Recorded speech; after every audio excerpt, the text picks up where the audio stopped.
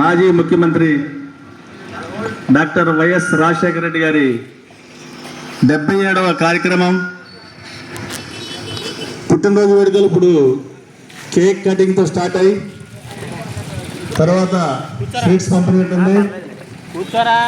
కావున వైఎస్ఆర్సీపీ పార్టీ కార్యకర్తలు, అభిమానులు, నాయకులు అందరూ విగ్రహం ముందుకు రావాల్సిందిగా కోరుతున్నాం. అందరూ రండి, విగ్రహం ముందుకు వస్తే అందరూ కూడా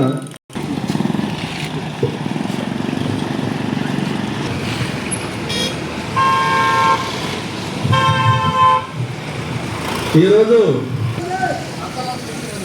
మన మాజీ ముఖ్యమంత్రి కీర్తిశేషులు డాక్టర్ వైఎస్ రాజశేఖర రెడ్డి గారి 77వ పుట్టినరోజు వేడుకలు ఎంతో ఘనంగా జరుగుతున్నాయి.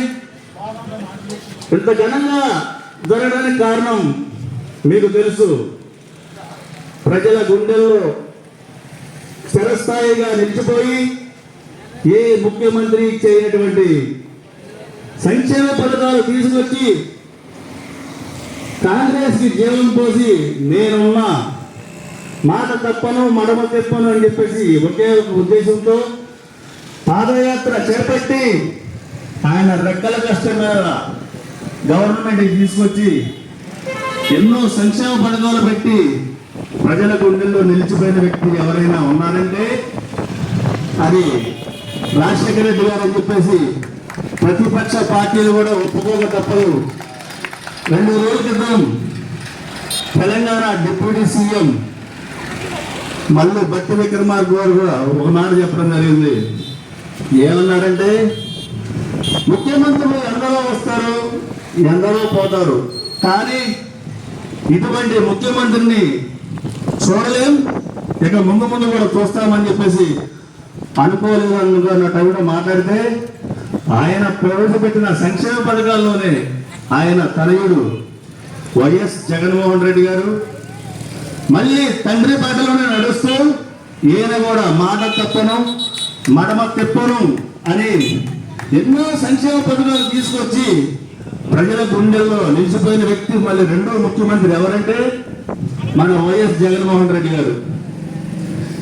అప్పట్లో రాజశేఖర రెడ్డి గారు ఢిల్లీ వెళ్తే సోనియా గాంధీ గారు అన్నారంట, రాజశేఖర రెడ్డి గారు మీరు హామీ ఇచ్చేటప్పుడు వెనక్కి తిరిగి చూసుకునేవ్వండి, ఈ పథకాలు మీరు ఎలా అమలు చేస్తారంటే నేను అనేవారంట, ఇంకేమన్నా మనం చెప్పేది కదా, మరి చెప్పిన తర్వాత మరి వెనక్కి తిరిగి చూసుకోకూడదు, మీరు చూస్తున్నట్టు ఎలా చేస్తారని చెప్పేసి ఆ రోజు కూడా సోనియా గాంధీ గారికి చెప్పడం జరిగింది.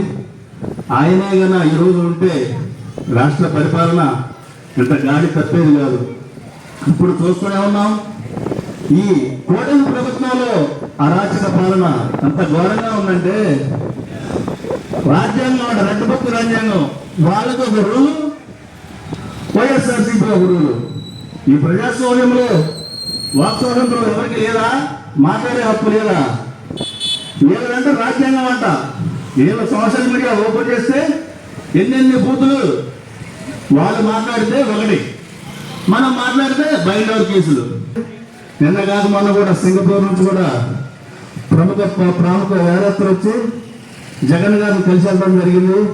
వాళ్ళకు కూడా అర్థమైంది 2029లో జగన్ సీఎం అయ్యేవారు కూడా మనందరం కంకణం కట్టుకొని మళ్ళీ స్వరాజ్యం రావాలంటే కంపల్సరీగా మళ్ళీ జగన్ సీఎం అవ్వాలి.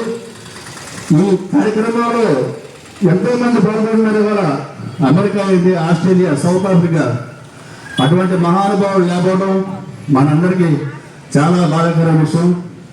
ఆయన లేని రోడ్డును మన వైఎస్ జగన్మోహన్ రెడ్డి గారు చేస్తున్నారు. ఈయనకి మనందరం సపోర్ట్గా ఉండి రాబోయే పంచాయతీ ఎలక్షన్ ఏంటి, ఎంపీ ఎలక్షన్లో కూడా ఏ ఊరు నుంచినా కానీ ఎంతో మెజారిటీతో గెలుపుకోవాలి. మనం వాళ్ళకు కూడా అర్థమైపోయి ఎలక్షన్కి వెళ్ళాల. ఎందుకంటే గవర్నమెంట్ ఫుల్ యాంటీ నడుస్తుంది అనమాట. అబద్ధపు హామీలు. పోలవరం అన్నారు, పోలవరం ఏం చేశారు, గ్రాఫిక్స్ అంతా.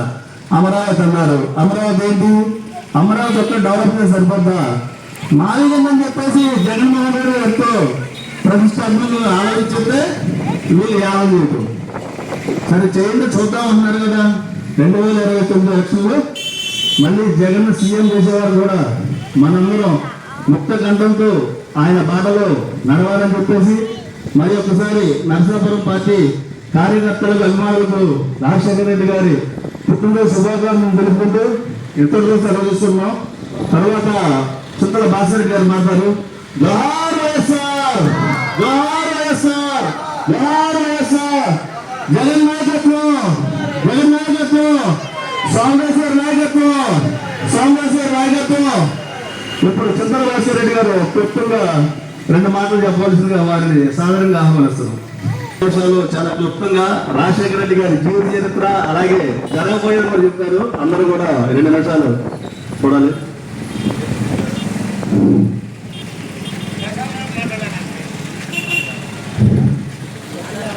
రాజశేఖర రెడ్డి గారి 77వ సంవత్సరం పుట్టినరోజు ఇది.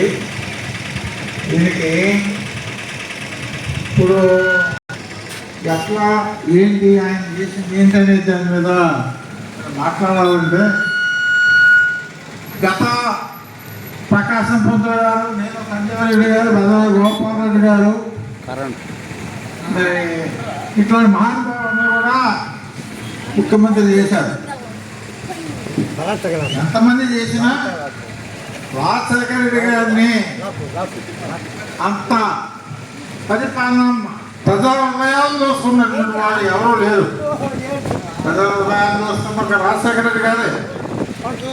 కారణంగా ఆయన కథ చదివి వీళ్ళే కాదు, భారతదేశ చరిత్రలో ఎవరో కూడా ఇట్లాంటి ముఖ్యమంత్రి లేరు, రాడు, రాబోదు అనేటువంటి ప్రతి వాళ్ళు అనుకునేటువంటి విషయాలు మనం ఒకరిద్దరు అనుకునేది కాదు. ఎందుకంటే ఆయన హైకమాండ్ నిర్మించడం కాదు, ఇంకోటి కాదు. ఎక్కడ ఒక ప్రభుత్వాన్ని తట్టుకోసి తను ముఖ్యమంత్రి కావాలనేటువంటి జనం యొక్క అభిప్రాయం ప్రకారం నడుచుకున్నాడు.